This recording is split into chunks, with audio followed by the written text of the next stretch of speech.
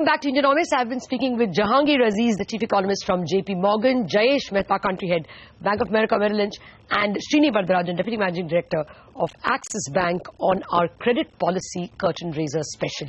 Well, Srini, just to carry forward this liquidity argument, as Jahangir is pointing out, the Reserve Bank has made it its bedrock that transmission can happen only if the banking system is going to RBI to meet its CRR commitments, going and borrowing. Whether it has to borrow 90,000 crores or 45,000 crores could be a matter of debate.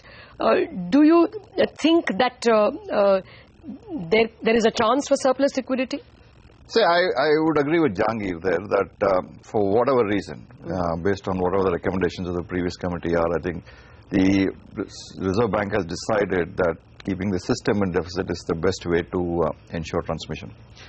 I think the key thing which possibly the new committee can deliberate is that there is an assurance that the overnight rate is going to be very close to the policy rate. But that they have delivered. That they have delivered. But what I'm saying is it's a question of how easy it is in terms of with a lot of new dispensations coming through. How do we sort of make sure the market gets a lot more comfort in terms of making sure that irrespective of the scale of my demand, that is going to be fine, I'm going to be easily able to achieve that. Because if some of the larger banks have a feeling that I need so much money today and scamper around early in the morning, you will see some of these rates higher. So just the comfort that this is something which is assured, and I will have no issue in terms of borrowing at that level. If we can argue that RBI has been able to deliver that, but again, I think at the back of people's minds, you need to sort of be comfortable that this is okay. Meaning this is not an issue. I think that comfort is still not fully there with the system. So Jayesh can argue about uncollateralized borrowings or so that's exactly what Jayesh is worried about. Because it is uncollateralized borrowing that he wants. I mean, because the current borrowing has to be collateralized, the system is uncertain, as you are pointing out. And that is why bankers have one eye on their deposit rates and don't want to cut it too much. Jayesh, one last question on liquidity. What do you want to hear? You want him to say, as Srini is just saying, that banks need not worry about that minimum liquidity RBI will definitely provide. Will that verbal assurance work?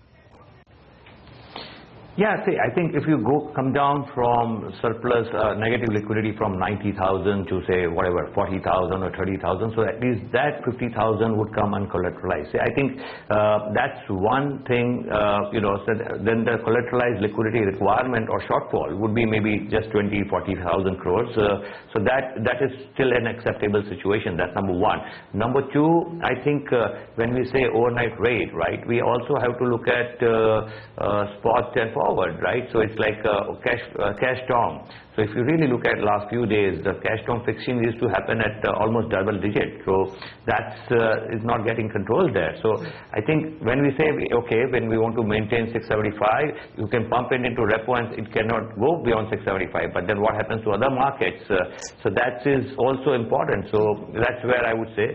And lastly, why keep such a wide gap of 1% between repo and reverse repo? Bring it down to maybe 5 basis point, 25 basis point, and I have a slightly different view because there are two reports of RBI. Transmission is better in tight liquidity for raising rates transmission, but cutting rates transmission is other way around. So from that perspective, I would still argue at some point of time to get into surplus liquidity. Fair point. Well, Srini, questions to the banker will be more important.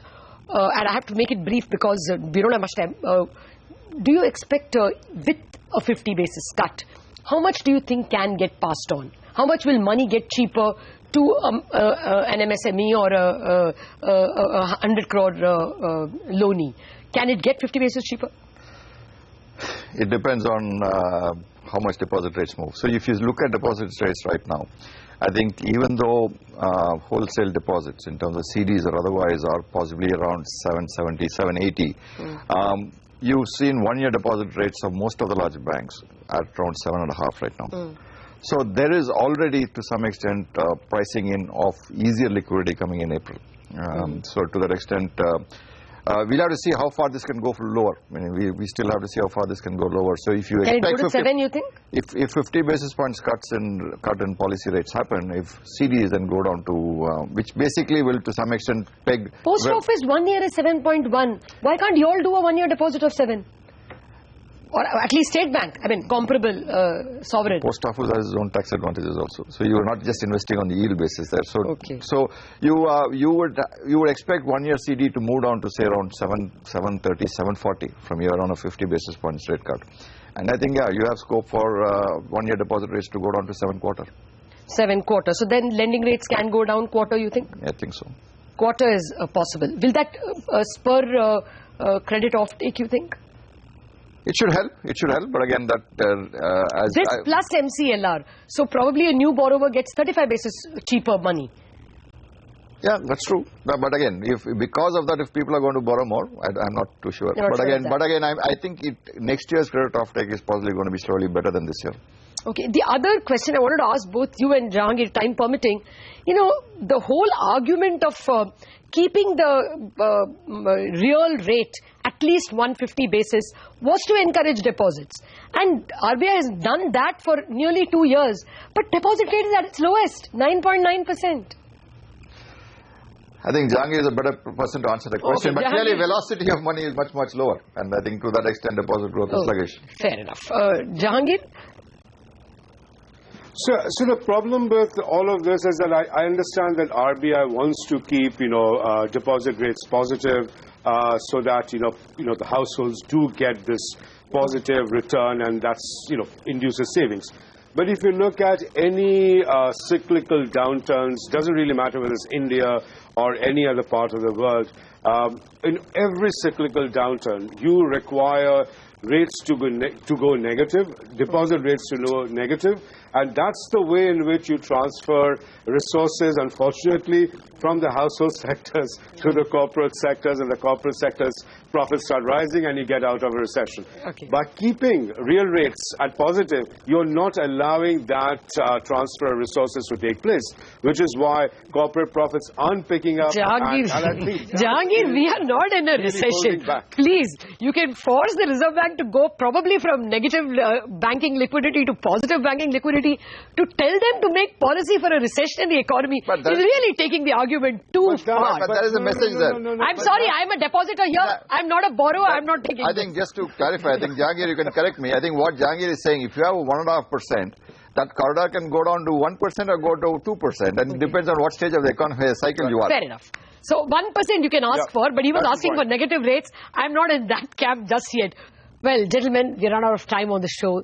Thank you very much, Jahangir, Jayesh and Srini for joining me. Okay, key takeaways. One, most dealers and my experts want a 50 basis point cut from the Reserve Bank and an accommodative stance. Now, my feeling is that the Reserve Bank may find that difficult, considering that inflation is unlikely to fall below 5% according to almost everyone's trajectory. So a 25 basis cut and an accommodative stance or a very dovish stance looks more possible.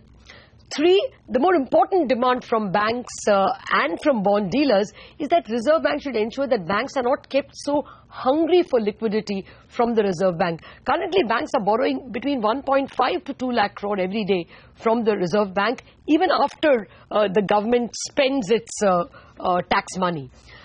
Some want this liquidity deficit to be brought down to 50,000 crore. Some want the Reserve Bank to keep a liquidity surplus in the system. And there is also a third suggestion that the gap between the repo and the reverse repo should be brought down to, say, 50 basis points. Now, the market is going to very closely watch out for that new committee that the governor promised he will set up to review the liquidity policy framework. So that's going to be very important from the credit policy. Finally, the thing that we couldn't discuss in this panel is whether the Reserve Bank is going to deliver for any further salvos on bad loans or NPAs, or whether it will give banks some help, some succor to manage the bad loan problem. That is going to be very closely watched in this credit policy. Well, that's it on this edition. Thanks for watching. We will meet you on Tuesday at 11 a.m. when the credit policy will be announced, and we will bring it straight from Mint Street.